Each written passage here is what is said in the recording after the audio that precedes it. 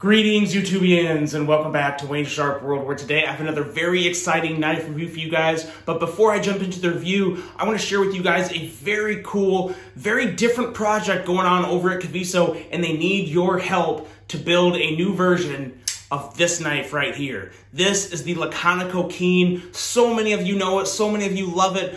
But it's been kind of out of commission for a while. It's been brought back in the full size for Caviso, but Caviso right now is working on a mini version of this knife. Now, where do they need your help? They started a project called the Drawing Board.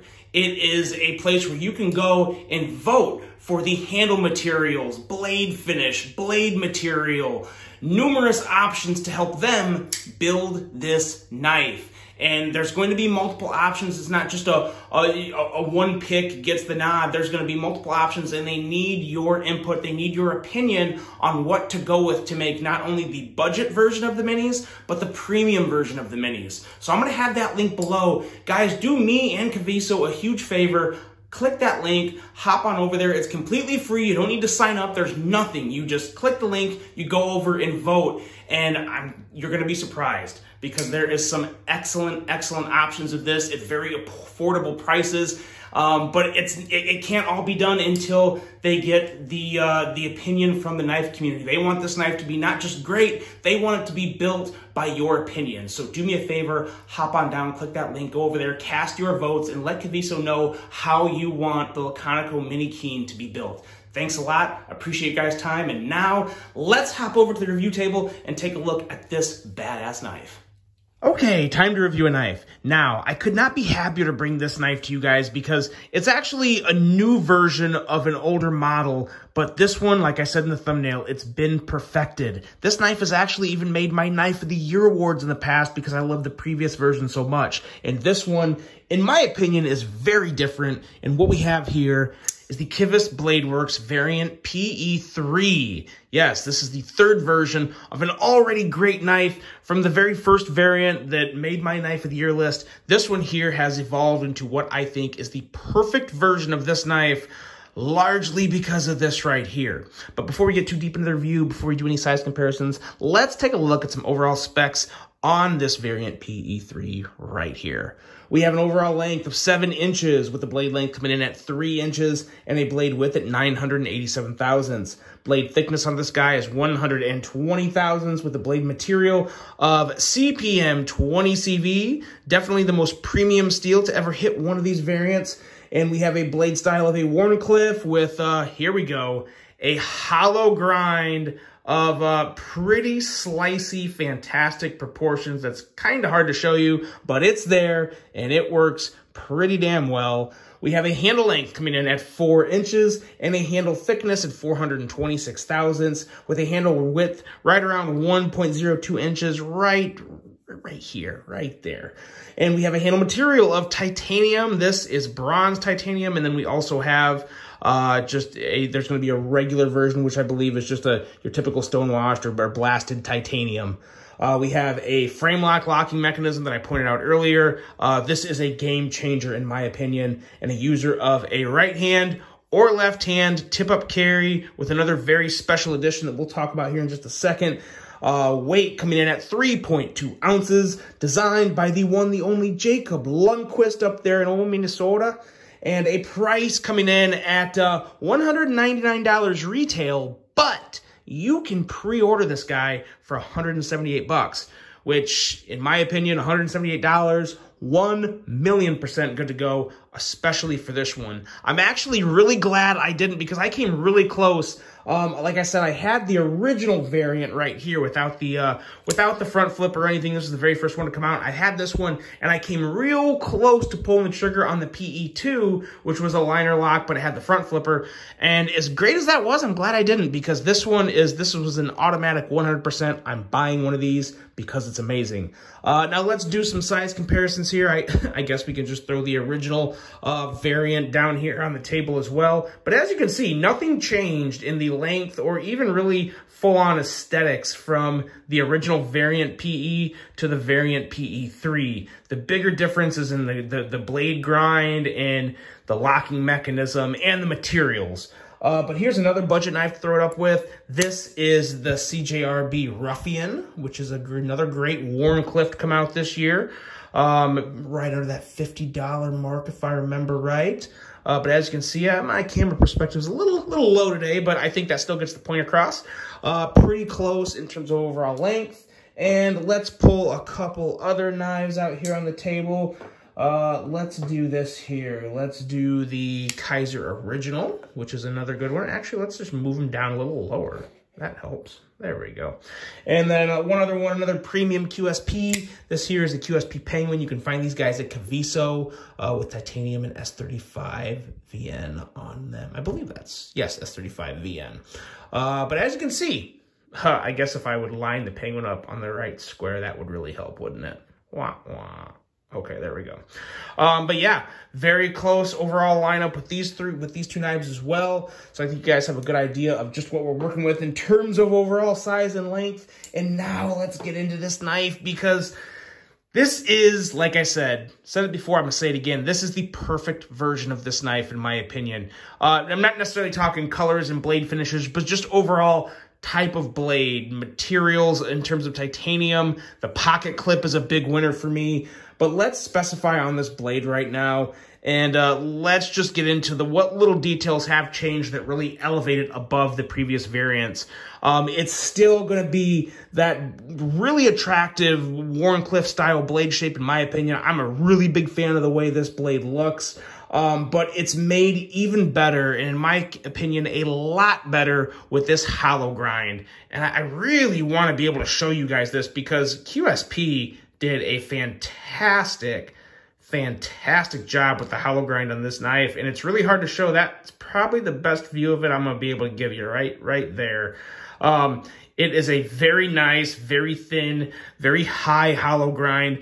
That's basically a full hollow grind. It goes all the way up to just about the very top of the blade here. And it comes down to an edge that is 14 thousandths behind the edge. So what you have here is a true EDC blade that is made to be a slicer. If most of your tasks throughout the day need that fine bit of just extra hone, slicey edge, this is the blade for you. Now, if you use your knife real heavy and hard and you're doing prying and crazy stuff like that, probably not the knife for you. But I think for majority of people that carry a knife to just cut open bags and letters and stuff like that, this knife is a home run for you. This blade is going to perform extremely well and have edge retention for days with an extra slicey element because of that hollow grind and thin edge. So I love that a whole lot.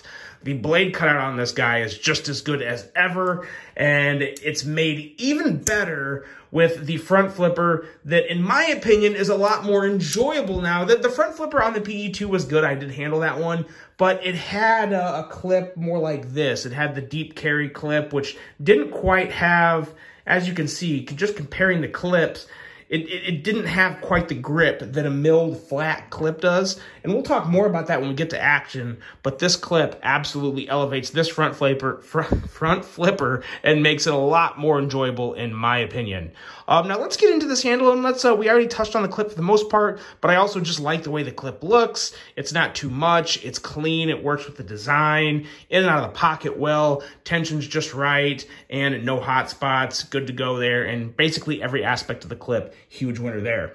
Now the rest of the handle itself, the ergos are just as good as the original. No real issue with that whatsoever. I will say, since this is a frame lock, there's a couple areas I would like to see get maybe chamfered just a little more.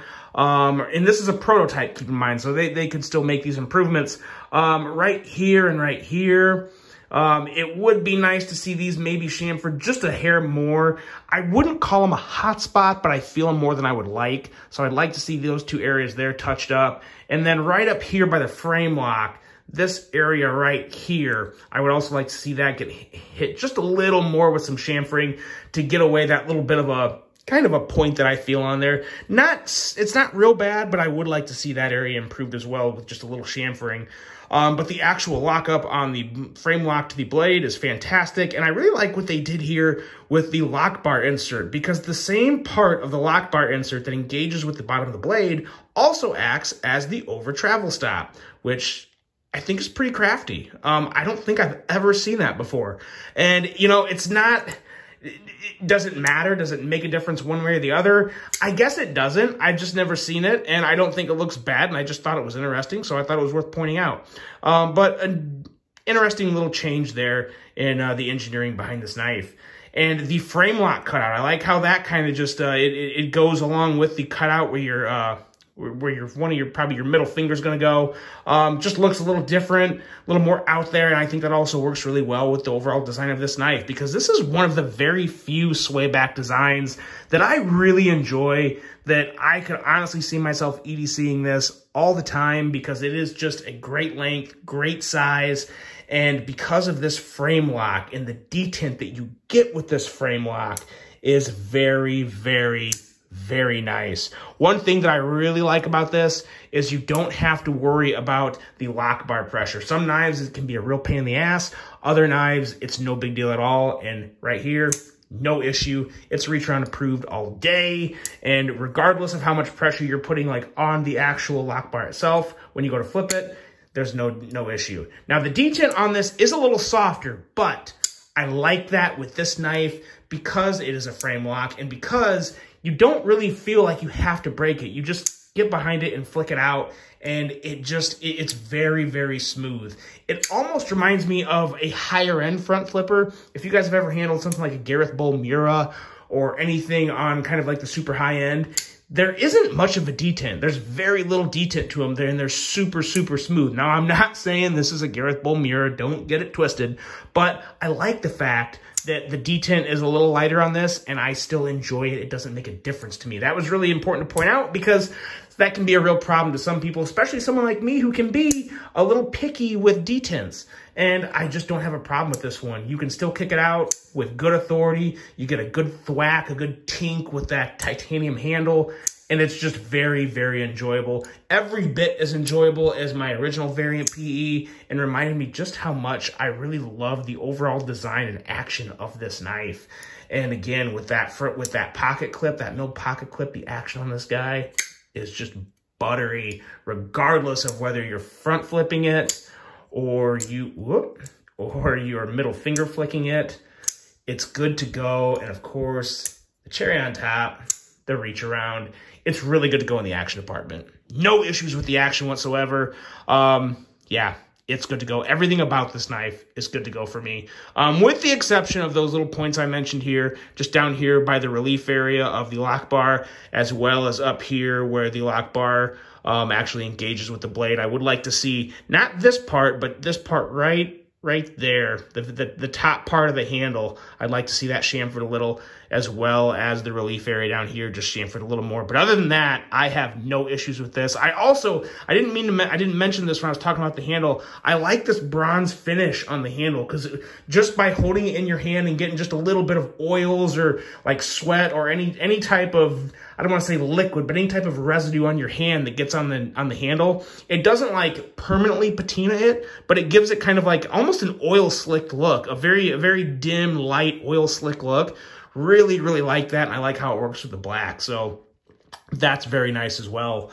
But guys, that's it. That is the Kivist Bladeworks Variant PE3. Pre-orders should be opening up relatively soon. I don't have an exact date. I will have the information to Kivist Bladeworks linked below in this video, as well as the link to hop on over to Kiviso and get in on that vote, guys. Let your voices heard, because it's going to be a knife that I think the Keen Mini is one you guys are also going to be very interested in, and it's going to be the best when it has the input and opinion of the entire knife community to help build the thing. I think it's awesome. So hopping over to Kiviso, cast your votes, hop on down, hit Kivist Bladeworks up, look and see when these guys are dropping, because for 178 bucks, you're gonna want one. Follow Jacob Lundquist on Instagram, stay up to date with everything, and let me know what you think of the variant in general, because it's a knife I really, really enjoy. And like I said, this is a version I'm 100% going to be a buyer on. You will see them pop up on my Instagram feed as well when I get mine in. And I hope everyone picks one up themselves, because it is a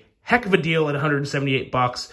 Let me know what you guys think. Really hope you enjoyed this one. Hope you have a great rest of your day. And until the next one, I'm out.